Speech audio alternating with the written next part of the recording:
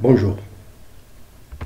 Aujourd'hui donc on va entamer un autre chapitre sur les régimes transitoires et on va voir dans ce chapitre les méthodes d'analyse des transitoires. Donc on va spécialement parler et détailler un petit peu dans cette première session l'intégration trapézoïdale. Donc, comme il est connu, donc les régimes les régimes pour lesquels fonctionne le système, nous avons le régime permanent et nous avons le régime transitoire. Donc, l'étude et l'analyse des transitoires est aussi importante que celle des régimes permanents. Car toute perturbation peut conduire à une élévation des tensions, des courants, à des valeurs très très importantes qui dépasseront de plusieurs fois les valeurs nominales. Et par suite, on peut être en présence d'une défaillance d'un équipement ou d'un ensemble d'équipements. Alors, les quantités électriques qu'on doit prendre en considération, ce sont la tension, ici, pardon, c'est la tension, donc c'est le courant, c'est la puissance, c'est l'énergie. Ce sont là les principales grandeurs électriques qui sont mises en jeu. Bien sûr, ces grandeurs-là, quand on a fait dans d'autres matières qui parlent de régime permanent, nous avons constaté que ces variables restent pratiquement invariables en fonction du temps. Bien sûr, si les excitations sont continues, ou bien pour les systèmes en courant continu. Ou bien, ils varient d'une manière périodique pour les systèmes fonctionnant en alternatif. Ceci dit, donc, l'amplitude, les angles de phase restent à peu près plus ou moins constants.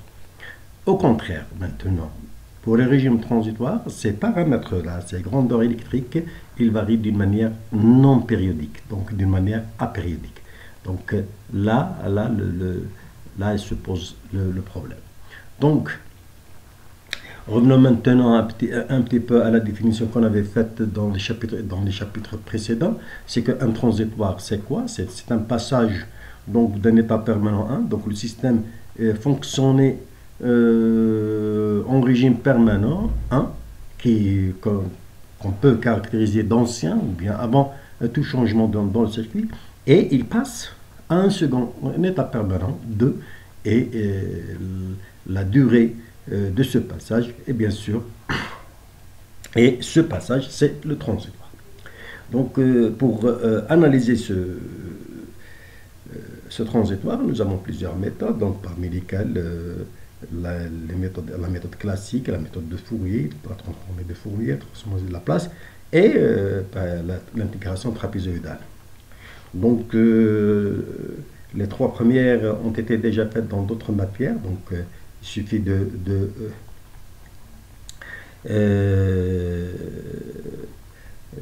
revoir un petit peu ce qui a été fait dans les autres matières pour cela, surtout dans le système d'asservissement, donc où on parle de la transformée de Laplace et la transformée de Fourier.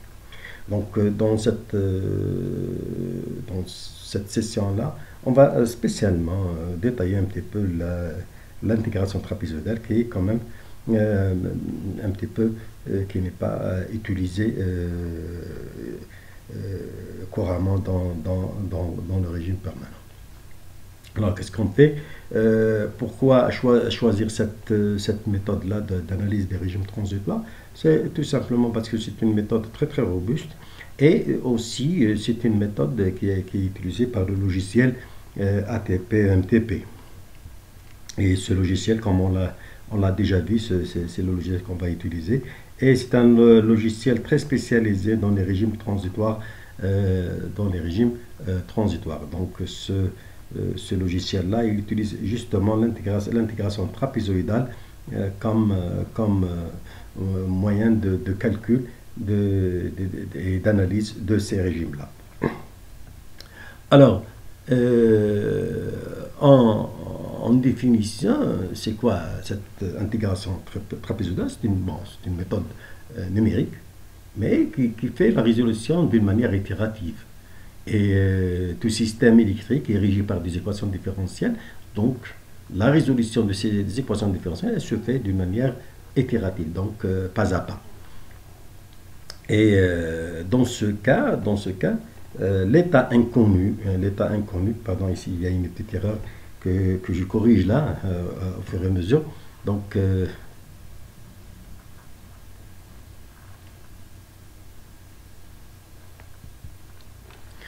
l'état inconnu, donc il n'y a pas de, si vous voulez, ce E là il n'existe pas. L'état inconnu donc d'un système qui est à l'instant T, donc si on veut déterminer l'état inconnu à l'instant T, il est déterminé par l'état précédent déjà calculé à l'instant T moins delta T. Donc nous avons déjà un état connu qu'on suppose connu et on détermine un état inconnu. Donc c'est à peu près cela. Donc on connaît à l'instant T moins delta T, on connaît l'état du système à cet instant-là et on va déterminer l'état du système à un instant T. Bien sûr, pour avoir plus de précision, ce pas de temps, qui est le delta T là, le delta T, il est choisi très très petit, donc pour justement augmenter dans la précision. Mais comment dirais-je, il faudrait toujours choisir un optimum, donc accepter une certaine précision et en dépit du temps de calcul. Parce que si delta t devient très très petit, dans ce cas le temps de calcul va augmenter, puisque le nombre de points à calculer devient un petit peu grand, puisque nous savons tous que le nombre de points de calcul, n, c'est le temps maximal d'analyse qui est divisé par delta t, bien sûr. Et si le delta t devient très très faible, le nombre il va augmenter. Et si le nombre augmente, donc le logiciel va utiliser plus de points de calcul, donc plus de temps de calcul. Donc un compromis entre le temps de calcul, donc entre le temps de calcul, donc on cherche un compromis entre le temps de calcul et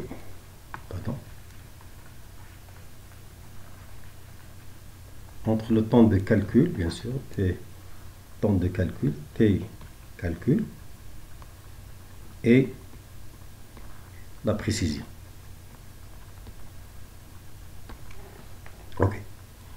Alors, donc pour qu'on puisse faire le calcul, il faudrait savoir comment représenter les éléments de base dans cette méthode.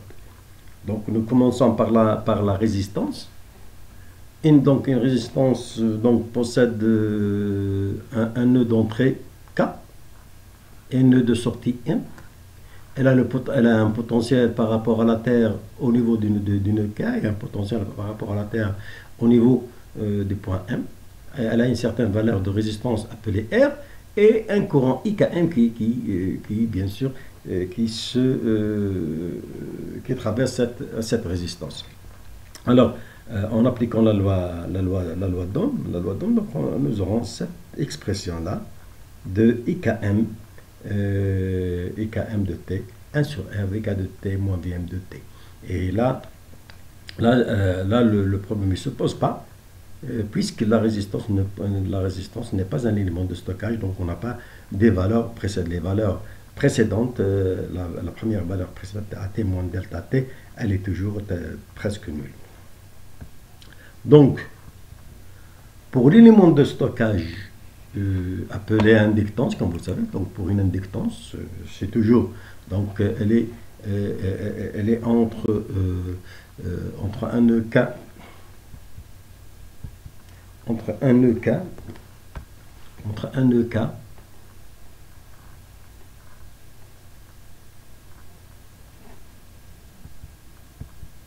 entre un nœud K et un nœud M.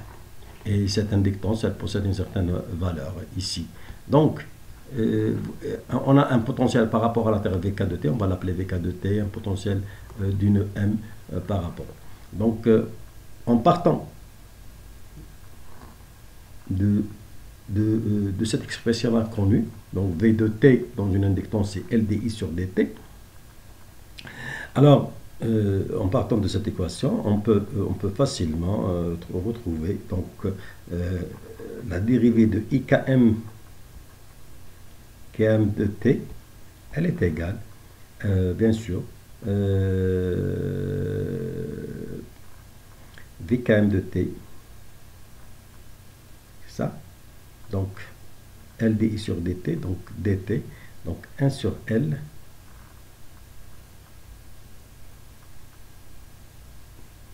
ou bien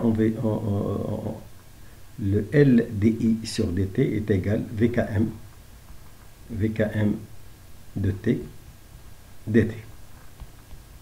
Donc on peut facilement voir cela. Et en faisant l'intégrale des deux côtés, entre t moins delta t et t, c'est-à-dire cette intégrale-là, elle sera égale, ce n'est autre que l'intégrale de t moins delta t, de dIKM de t. Bien sûr, ce dt, ça s'en va. Donc, on aura L facteur de IKM de t moins la valeur de IKM à l'instant t moins delta t. Là, je vais appeler cette équation l'équation 1. Donc, on va se rappeler de cette équation 1. Et donc, ce qui nous reste à déterminer, on va déterminer cette intégrale-là. Cette intégrale-là, donc c'est cette intégrale-là qu'on veut déterminer. Donc, c'est l'intégrale de Vkm de t dt entre t moins delta t et t. Alors, en appliquant ici vient bien sûr l'intégration trapézoïdale. Donc, nous avons ici représenté à peu près une variation de, par exemple, de Vkm de t. On va supposer cela. Donc, elle possède une valeur à l'instant t moins delta t et une autre valeur à l'instant t. Donc, l'intégration trapézoïdale, qu'est-ce qu'elle fait? Elle va approximer, puisque l'intégrale c'est une surface, donc elle va approximer cette surface à part des trapèzes. Donc, la surface de ce trapèze, c'est égal donc, à la surface S1 de ce rectangle, qui est égal à delta t, ou bien t moins delta t, pardon, peut-être je vais mettre plus de S1, donc c'est, je vais changer un peu de couleur.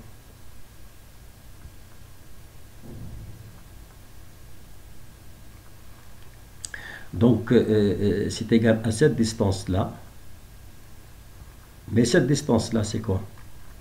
C'est Vm. C'est Vm de t moins delta t. Multiplié par cette distance-là. Cette distance-là, c'est quoi? Cette distance-là, c'est delta t. C'est t moins t plus delta t, c'est delta t. C'est la première surface. Donc la première surface, c'est t, pardon, c'est delta t, et que je multiplie par Vkm de t moins delta t. Ça, c'est la première surface. La deuxième surface, S2 c'est n demi de Vkm de t moins Vkm de t moins delta t. Donc, c'est cette partie-là multipliée par delta t. D'accord? Multiplié par delta t qui est cette distance-là. le n demi, c'est la moitié du rectangle. C'est la moitié du rectangle, ou bien c'est la surface d'un rectangle, d'un triangle. Comment on le fait? Ça, c'est déjà cool. Donc, en sommant S1 plus S2, donc nous obtenons cette expression-là. Nous obtenons cette expression-là.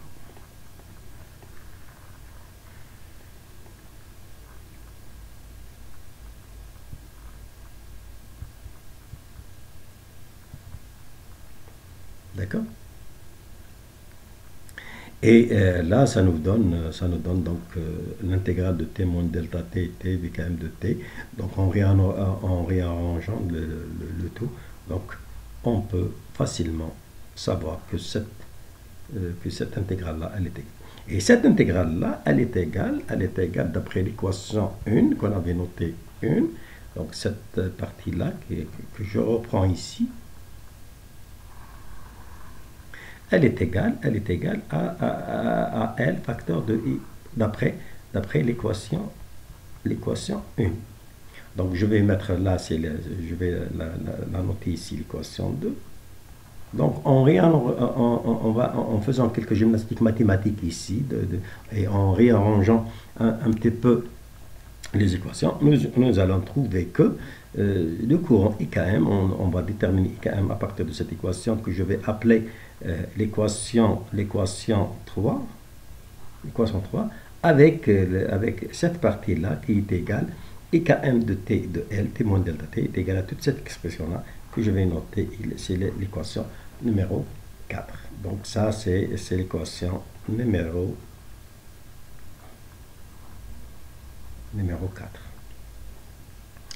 Et bien, ce qu'on remarque ici, que IKM de T, c'est la somme de deux courants, ce qui donne un circuit en parallèle.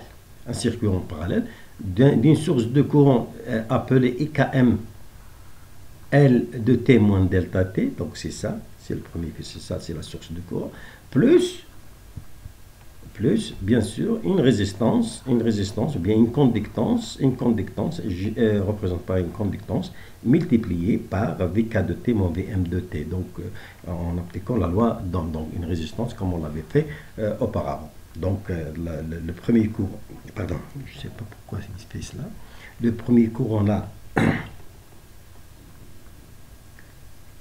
l'équation, la première partie de cette équation-là, ce n'est autre que le modèle d'une résistance. On l'a déjà vu. Donc, avec une conductance G est égale delta T sur 2L. D'accord. Avec une conductance égale delta T sur 2L. Et là, ça nous donne à peu près, ce circuit, c'est le circuit équivalent de notre inductance. Donc cette inductance, elle est représentée de cette manière-là dans l'intégration trapézoïdale. La même chose peut se faire sur la capacité. Donc en démarrant de cette expression-là, sachant que IKM de T, c'est CdV sur dt, ce qui va donner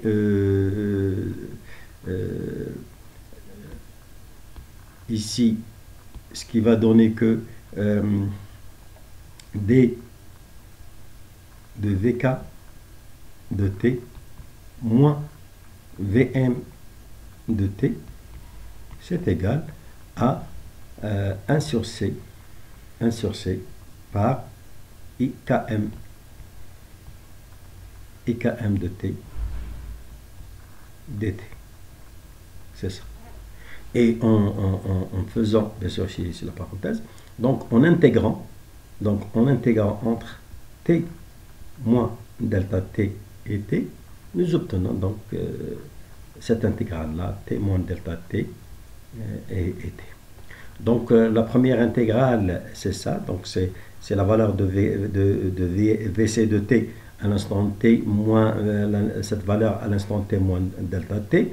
Et ce qui nous reste, c'est cette intégrale-là qu'on va évaluer en utilisant l'intégration trapézoïdale comme on l'avait fait auparavant. Donc, ce sera donc la somme de deux surfaces. Donc, ce sera la somme de deux surfaces, donc une surface des rectangles, S1, et la surface de deux deuxièmes rectangles, et nous obtenons cette expression. En résolvant cette équation, nous obtenons donc IKM de T pour une capacité est égale à la somme de deux courants avec, donc, ça c'est l'équation, c'est une équation qui donne la somme de deux courants. Donc le premier courant, la première partie c'est une résistance, donc on l'a déjà fait. Et la deuxième partie, c'est une source de courant, qui a une valeur IKMC de T moins delta T.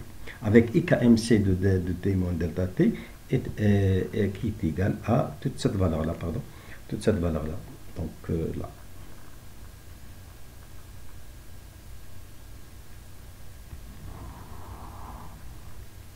Donc ça, c'est IKMC. C'est IKMC de T moins delta T. Et là, ça, c'est aussi, si vous voulez, la représentation d'un circuit, c'est la représentation d'une capacité dans l'intégration trapézoïdale. Donc, en utilisant l'intégration trapézoïdale.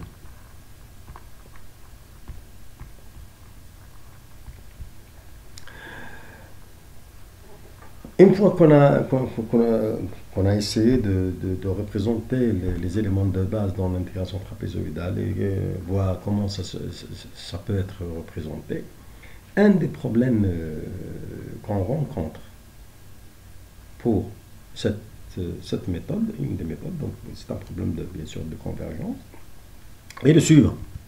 Donc, et on va travailler sur un exemple, si vous voulez. Donc, si on va interrompre, supposons, vous avez ce circuit-là, et on essaie d'ouvrir cet interrupteur. Donc, on va interrompre un courant inductif. Là, c'est l'interruption d'un courant, c'est l'interruption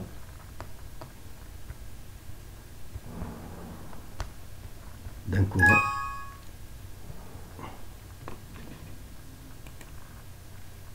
Pardon, c'est sauté là.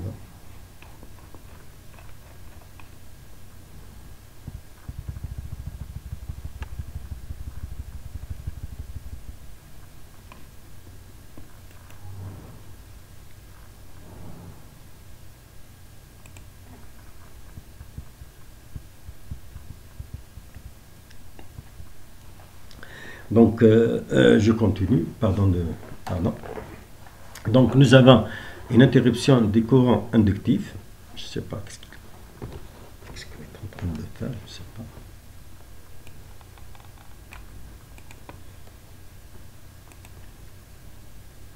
Donc, ici, c'est l'interruption d'un courant inductif.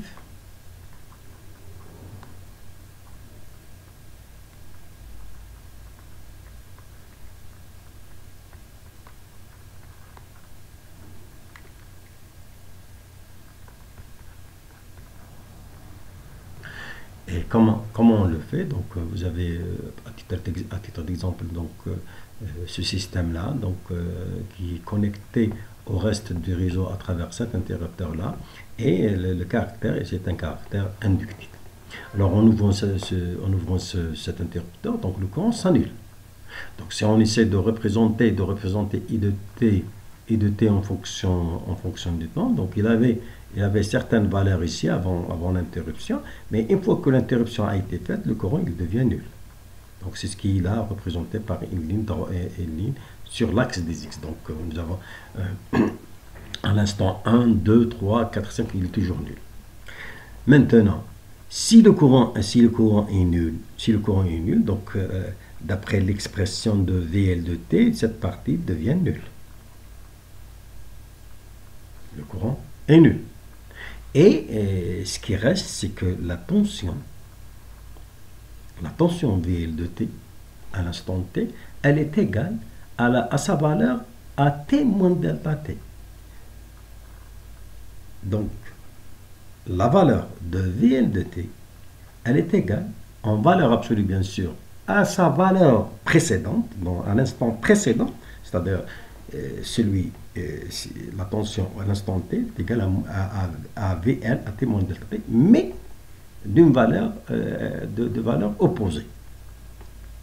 Sinon, on suppose ici que à l'instant 1, où on a fait la tension était calculée d'une manière juste, donc elle avait cette valeur-là. Donc cette valeur-là, c'est cette valeur-là. Alors, à l'instant t qui vient après, donc ça c'est à l'instant 1, à l'instant 2, cette tension, elle devient là. Donc elle est égale à moins cette valeur-là, Si cette valeur, par exemple, ici, moins 5, cette valeur-là, elle est 5. Supposons c'est moins 5 volts, je vais supposer. Là, c'est 5 volts. C'est juste... ça, c'est 5 volts. D'accord? Et sa valeur ici, à l'instant t nouveau, elle est égale à moins cela. Donc, elle revient ici. Puis, elle revient ici. Et elle va osciller. Elle va continuer l'oscillation entre moins 5 et 5. C'est-à-dire moins VL et plus VL. Moins VL plus VL, elle continue indéfiniment. Et là, au lieu que cette tension s'annule. Parce que si on ouvre cet interrupteur, la tension au bord de VL, normalement, elle est nulle. C'est pour cela qu'on a représenté là, ce qui est en rouge. Ça, c'est la tension qu'on normalement désirée, si vous voulez. Donc, du moment que l'interrupteur s'est ouvert, donc la tension, normalement, elle est nulle. Mais en passant par l'intégration trapézoïdale, nous observons qu'il y a quand même une fluctuation, une variation de la tension entre une valeur 5 volts et une valeur moins 5 volts, à titre d'exemple, ou bien à une valeur V de t, VL de t, et une valeur VL de t moins delta t. Et là, cette oscillation, c'est ce qu'on appelle l'instabilité numérique. Cette variation, elle est appelée instabilité numérique. Instabilité numérique, donc ce qui veut dire que la méthode ne converge pas. Donc la méthode, elle ne converge pas. Alors, donc parmi les solutions, parmi les remèdes qu'on peut utiliser, c'est que si vous avez un courant inductif, si vous avez une interruption d'un courant inductif, donc il faudrait une des solutions, un des remèdes, c'est de rajouter une résistance RP en parallèle avec l'inductance. Sa représentation dans le MTP, elle est faite comme ça. Ça, c'est l'icône utilisée dans le MTP.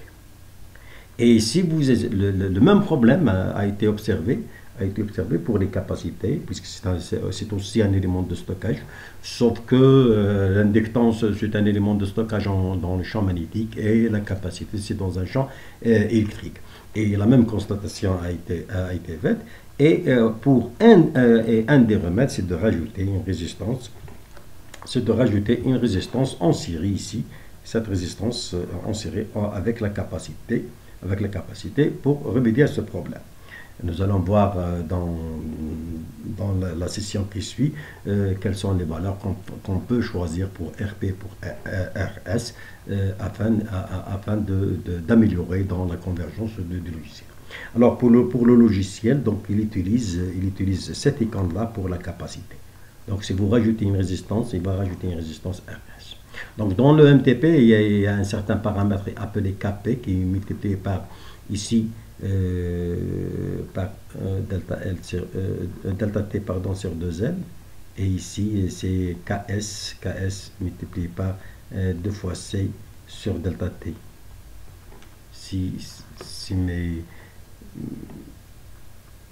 Voilà, 2C sur delta t pour la capacité, et delta t sur 2L pour l'inductance. Donc ceci dit, donc je termine cette session là. Donc dans la prochaine session, on va essayer de voir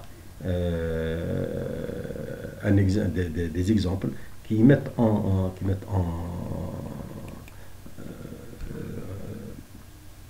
qui mettent en relief, si vous voulez, qui mettent en évidence, ce problème d'instabilité numérique et le remède utilisé. Et on va voir comment on va quand même diminuer cette instabilité numérique et aider le logiciel à converger convenablement. Donc je vous remercie pour votre présence et votre suivi de cette vidéo. À la prochaine vidéo, Inch'Allah.